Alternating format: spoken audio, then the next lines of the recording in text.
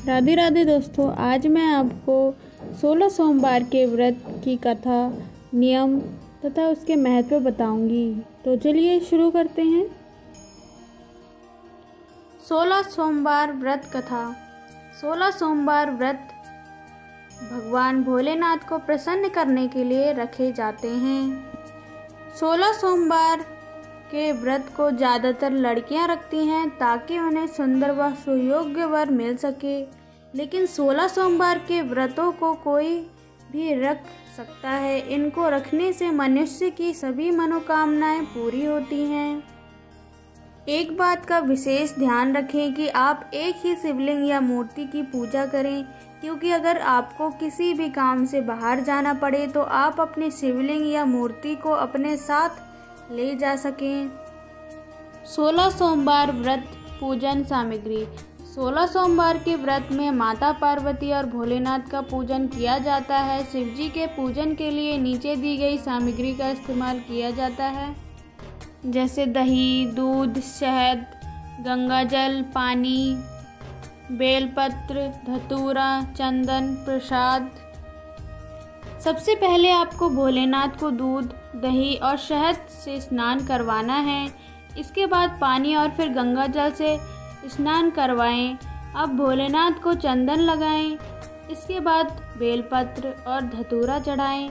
अब भगवान का प्रसाद लगाएं। 16 सोमवार व्रत कथा इस प्रकार है। मृत्युलोक में भ्रमण करने की इच्छा करके एक समय श्री भूतनाथ महादेव जी माता पार्वती के साथ पधारे।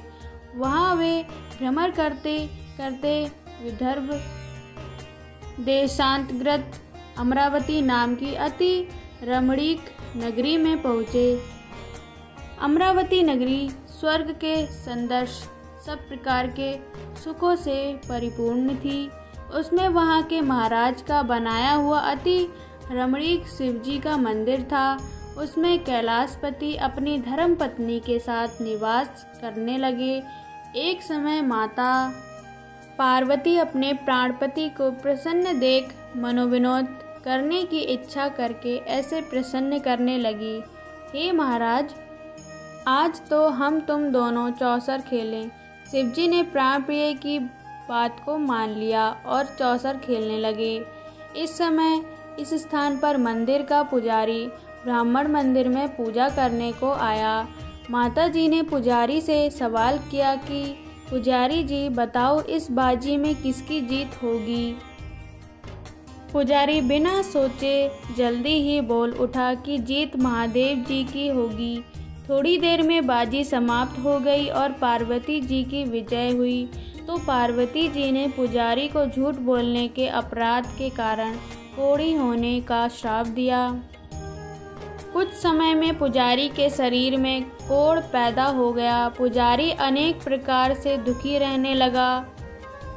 इस तरह के कष्ट पाते पाते जब बहुत दिन हो गए तो देवलोक की अप्सराएं शिवजी की पूजा करने उसी मंदिर में आई और पुजारी के कोढ़ के कष्ट को देखकर बड़े दयाभाव से उससे रोगी होने का कारण पूछने लगी।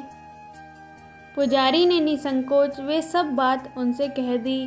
तब वे अप्सराएं बोली, हे पुजारी, अधिक दुखी मत होना, भगवान शिवजी तुम्हारे कष्ट को दूर कर देंगे। तुम सब व्रतों में श्रेष्ठ जो पोढ़स सोमवार का व्रत है उसको भक्ति के साथ करो। तब पुजारी अप्सराओं से हाथ जोड़कर विनम्र भाव से पोढ़स सोमवार के व्रत की विधि पूछने लगा। अप्सराएं बोली कि जिस दिन सोमवार हो उस दिन भक्ति के साथ व्रत करें, स्वच्छ वस्त्र पहने, आधा सेर अच्छे बने, स्वच्छ गेहूं का आटा लें, उसके 3 अंगा बनावे और घी, गुड़, नैवेद्य, पुंगीफल, बेलपत्र, जनेऊ, जोड़ा, चंदन, अक्षत, पुष्पादि के द्वारा प्रदोष काल में भगवान का विधि से पूजन करें। तत्पश्चात अंगाओं में से एक शिवजी को अर्पण करें। बाकी 2 को शिवजी के प्रसादी समझकर उपस्थित जनों में बांट दें और आप भी प्रसाद पावें। इस विधि से 16 सोमवार व्रत करें। तत्पश्चात 17वें सोमवार के दिन सवा सेर पवित्र गेहूं के आटे की बाटी बनावें। उसमें तदनुसार घी और गुड़ मिलाकर चूरमा बनावें और शिवजी को भोग लगाकर उपस्थित भक्तों में बांटें। पीछे आप सुकुटुंब प्रसाद लेवे और भगवान शिव जी की कृपा से उसके मनोरथ पूर्ण हो जावें। ऐसा कहकर अप्सराएं स्वर्ग को चली गईं। ब्राह्मण ने यथाविधि 14 सोमवार व्रत किया। तब भगवान शिव जी की कृपा से रोग मुक्त होकर आनंद से रहने लगा। कुछ दिन बाद जब फिर शिव जी और पार्वती उस मंदिर में पधारे, तब पुजारी को निरोग देख पार्वती ने पुजारी से रोग मुक्ति का कारण पूछा। तो पुजारी ने 16 सोमवार व्रत कथा कह सुनाई। तब तो पार्वती भी अति प्रसन्न हो ब्राह्मण से व्रत की विधि पूछकर व्रत करने को तैयार हुई, जिसके कारण उनके रूठे हुए पुत्र कार्तिकेय स्वयं माता के आज्ञाकारी हुए। कार्तिकेय को अपने यह विचार परिवर्तन का रहस्य जानने की इच्छा हुई और माता से बोले, हे माताजी, आपने ऐसा कौन सा उपाय किया जिससे मेरा मन आपकी ओर आकर्षित हुआ। तब पार्वती जी ने वही 14 सोमवार व्रत कथा उनको कह सुनाई। तब वे बोले कि इस व्रत को मैं भी करूँगा, क्योंकि मेरा प्रिय मित्र ब्राह्मण बहुत दुखी दिल से परदेश गया है, हमें उससे मिलने की बहुत इच्छा है। तब कार्तिकेय जी ने इस व्रत को किया और उनका मित्र मिल गया। मित्र ने इस आकस्मिक मिलने का भेद कार्तिकेय जी से पूछा तो वे बोले, हे मित्र, हमने तुम्हारे मिलने की इच्छा से 16 सोमवार व्रत किया था।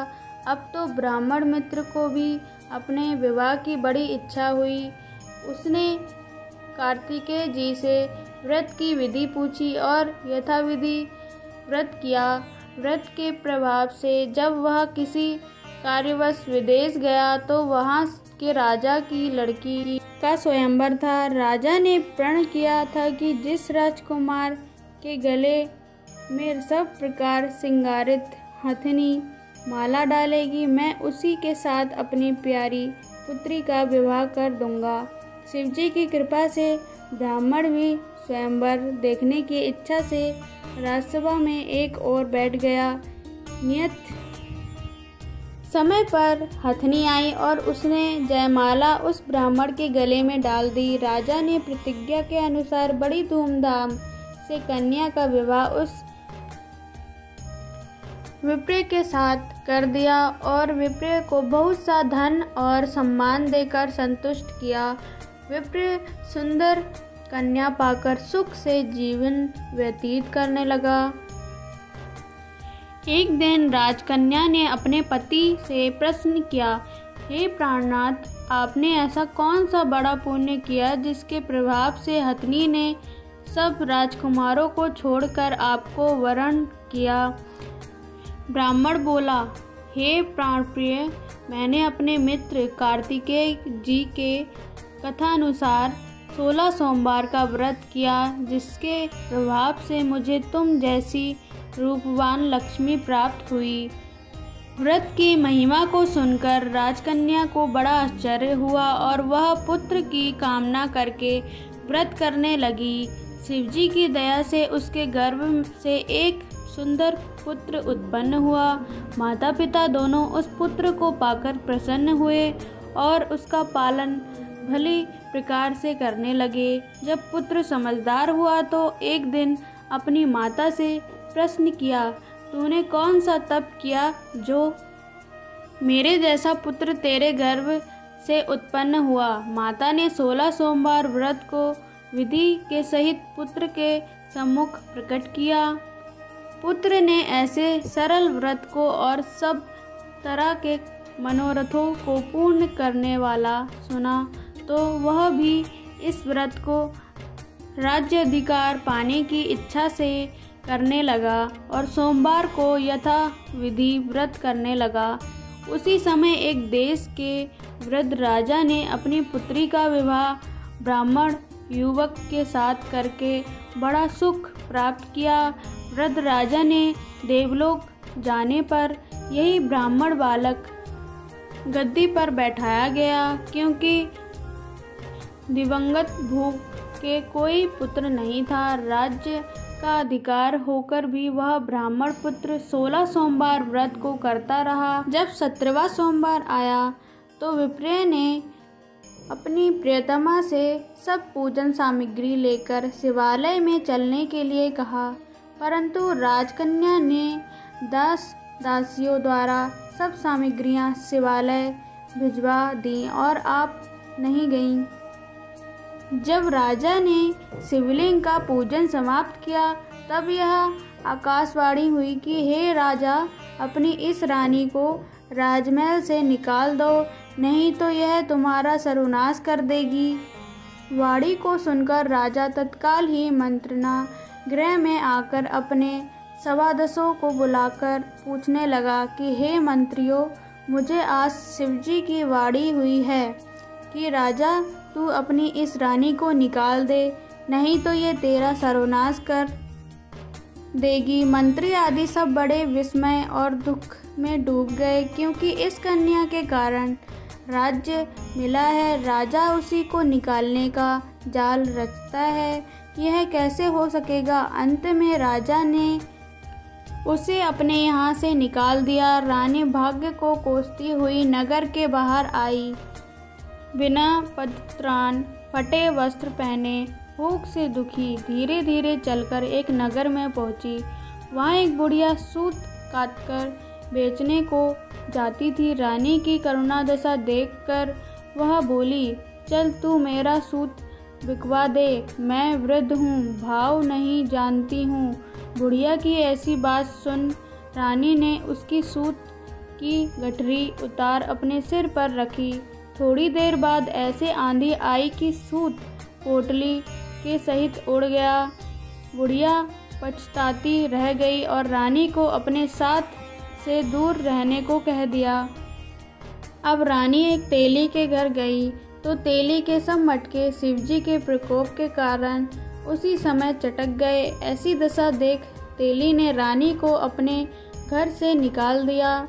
इस प्रकार रानी अत्यंत दुख पाती हुई सरिता के तट पर गई तो उस सरिता का समस्त जल सूख गया। इसके बाद रानी एक वन में वहां जाकर सरोवर में सीढ़ी से उतर पानी पीने को गई तो उसके हाथ से जल स्पर्श होते ही सरोवर का नीलकमल के सहस जल असंख्य कीड़ों से भर गया।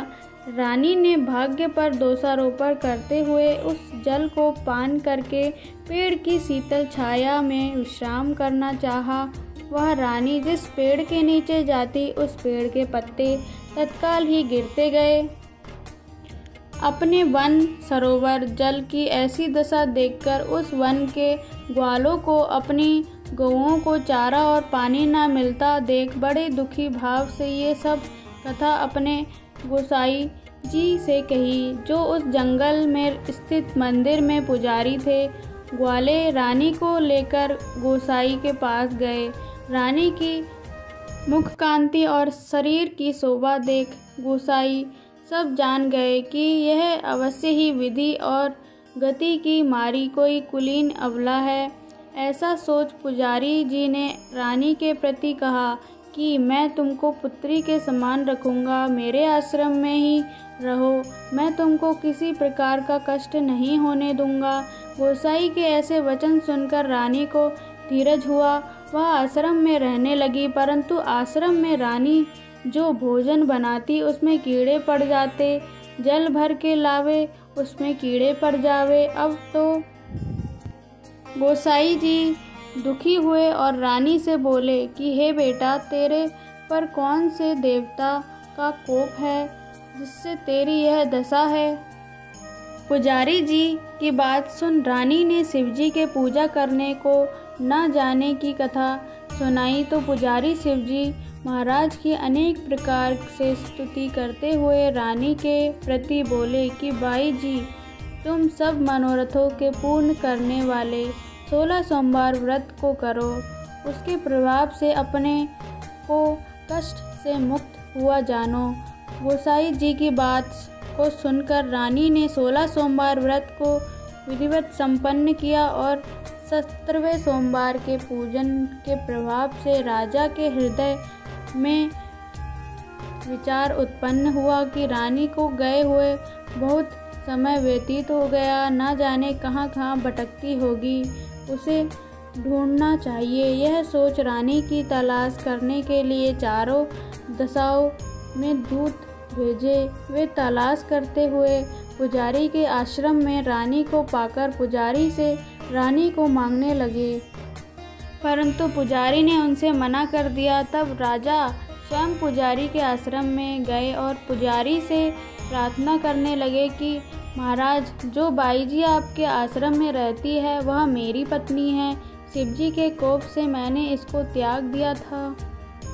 अब इस पर से शिव प्रकोप शांत हो गया है, इसलिए मैं इसे लेने आया हूँ। आप इसे मेरे साथ चलने की आज्ञा दें। गोसाई जी की आज्ञा पाकर रानी राजा के साथ महल में आई। घर घर में मंगल गान होने लगे। पंडितों ने विधिवत वेद मंत्रों का उच्चारण करके अपंती राजा रानी का आवाहन किया। ऐसी अवस्था में रानी ने पुनः अपनी राजधानी में प्रवेश किया। महाराज ने अनेक तरह से ब्राह्मणों को दान आदि देकर संतुष्ट किया। इस प्रकार से राजा शिवजी की कृपा का पात्र बनकर राजधानी में रानी के साथ अनेक तरह से सुखों को भोग करते हुए आनंद से जीवन व्यतीत करने लगा। ऐसे ही जो मनुष्य भक्ति से 16 सोमवार का व्रत इत्यादि करता है, वह इस लोक के सभी सुखों को भोग कर शिवपुरी को प्राप्त हो जाता है। ज़्यादातर लोग तो 16 सोमवार को लगातार व्रत रखने के बाद व्रत का उद्यापन कर लेते हैं। उद्यापन वाले दिन शिवजी की पूजा आराधना हेतु 4 द्वारों का मंडप बनाएं। वेदी बनाकर ब्रह्म आदि देवताओं का आवाहन करके कलश स्थापना करें। उसमें पानी भरे हुए पात्र को रखें। पंचाक्षर मंत्र से श्री सोमेश अर्थात भगवान शिव जी को वहाँ पर स्थापित करें। गंध, पुष्प, धूप, नैवेद्य, फल, दक्षिणा, तांबूल, दर्पण और छत्र आदि सब वस्तुओं को देवताओं को अर्पित करें। रात को पंचगव्य का प्राशन तथा शिवजी के भजनों और कथाओं से सारी रात जागरण करें। प्रातःकाल देवेश की फिर पूजा करें और फिर विधि पूर्वक पूजन करें। प्लास की समिधा, सरपी, पायस, तिल, व्रीहि, जौ, मधु और ध्रुवा, इन 8 द्रव्यों से क्रम पूर्वक श्री सोमेश को 108 आहुतियाँ दें। हवन की समाप्ति पर भूषण तथा दक्षिणा आदि से आचार्य का पूजन करें तथा व्रत की पूर्ति के लिए आचार्य को गौ का दान दें। इसी प्रकार 8 ब्राह्मणों को वस्त्र, अलंकार और चंदन आदि से पूजन करके दक्षिणा सहित 8 कलश भगवान के भरे हुए अलग अलग दें और उस समय यह कहें, पकवान से भरे हुए घड़े को दक्षिणा सहित आपको देता हूँ।